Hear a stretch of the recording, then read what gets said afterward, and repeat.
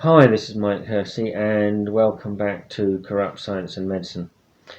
Now, although this channel is about where science and medicine has gone wrong, obviously not everything is wrong, and there are some areas of medicine in particular which are better than others, and one of those that seems to be quite good, generally speaking, is emergency medicine. And perhaps part of the reason for that is because there's a shorter distance between interventions and their effects, and if someone's already in crisis, if they survive or die, it's clearer as to whether the intervention has been more effective or not. So I'm going to tell you a short story, and then I'm going to tell you why I've told you this story. A few years ago, I had a client who I was assisting with a particular medical area where the science is really bad. And she had a baby, and the baby was fine.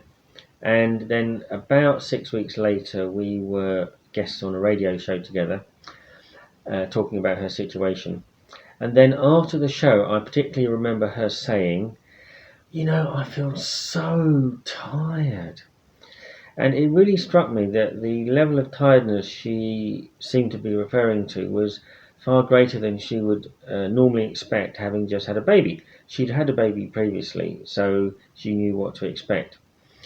Then about 2 months later, I spoke to her again, and she said that she'd occasionally been losing control of her left arm, and that was rang an alarm bell for me, because I thought, well, that sounds like it's potentially something to do with the brain, and that's inevitably quite serious. So there were two things off the top of my head I thought it might be. One could be mini strokes, which I think they're called transient ischemic attacks or something like that. Or the other one could be cancer. I didn't mention cancer because I know that some people really get into a sort of paralysis of fear around that.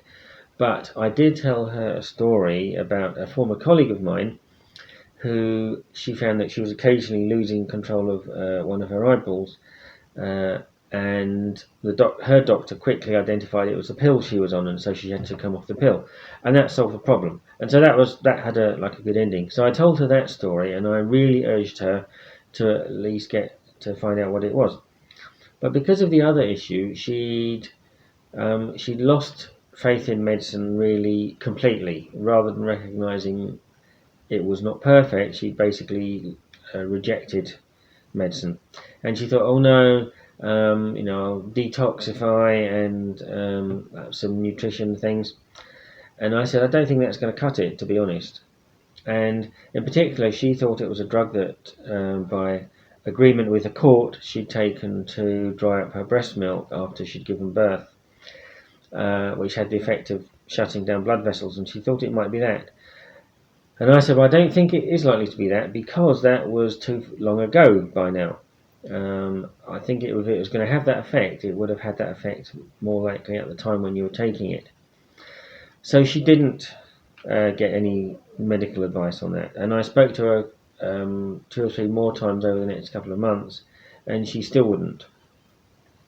The last time I spoke to her, she said that the previous day she'd gone to the doctors, and the doctor had said, oh, it's nothing to worry about, and sent her home. Which I found very hard to believe if she had described her symptoms to the doctor the same way she described them to me. But anyway, that's what she said. The next day she collapsed unconscious and was taken to hospital, where they fairly quickly identified that she had a brain tumour. Now, what they said was that this brain tumour was originating from a molar pregnancy, which apparently is when you have a particular type of cancer while pregnant. And normally what they'll do, they'll advise you to have a termination.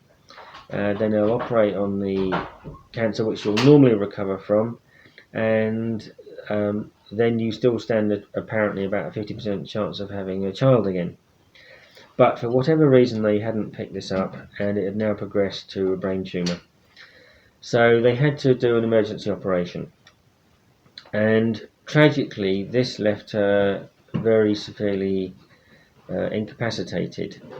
She had to be looked after 24/7, and she didn't know who most people were.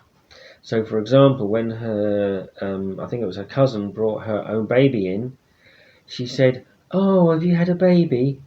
She didn't know that she'd just given birth and it was her own baby. I mean, it was just so desperately sad. So desperately sad. Now, if she'd got some medical advice when she first started having those symptoms, there may still have been some adverse consequences of that, but it's quite possible they wouldn't have been nearly as severe as they ended up being. And it basically totally ruined her life. And so the reason I'm telling that story is because I'm in contact with a number of medical professionals, and I've been getting some information that in some areas at least, some people have been turning up to hospital with their oxygen levels at only 70 to 80%, which, as one professional medic said, that's frighteningly low for people that are only aged 20 to 40. And so what's happening with this COVID-19 thing is that, yes, it does appear to be affecting older people. It appears to be affecting certainly smokers. They seem to be having it pretty badly. And people with other underlying conditions. I know someone with asthma that was pretty certain she had it, and she had a dry cough, and she was finding it a bit difficult to breathe, and her asthma inhalers weren't having any effect. But luckily, it didn't get any worse, so she was quite lucky. But the problem is that if you turn up to hospital when it's already got really serious, there's more of a chance that it's not going to be possible to save you. As one medic said, earlier intervention gives you the best chance. So what I'm saying is, don't be macho about this.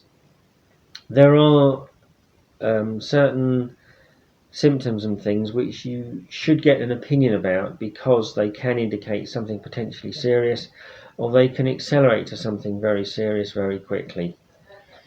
This is what I mean. After I'd made the recording for this video, I saw this tweet in my timeline where this woman describes her friend dying alone in his flat, presumably because he didn't seek help soon enough. What I'm saying, if you're, say, struggling to breathe a bit, or say significantly more out of breath than you think you really should be, taking all the factors into consideration, then at least get some advice about it. Don't tough it out. Don't be macho.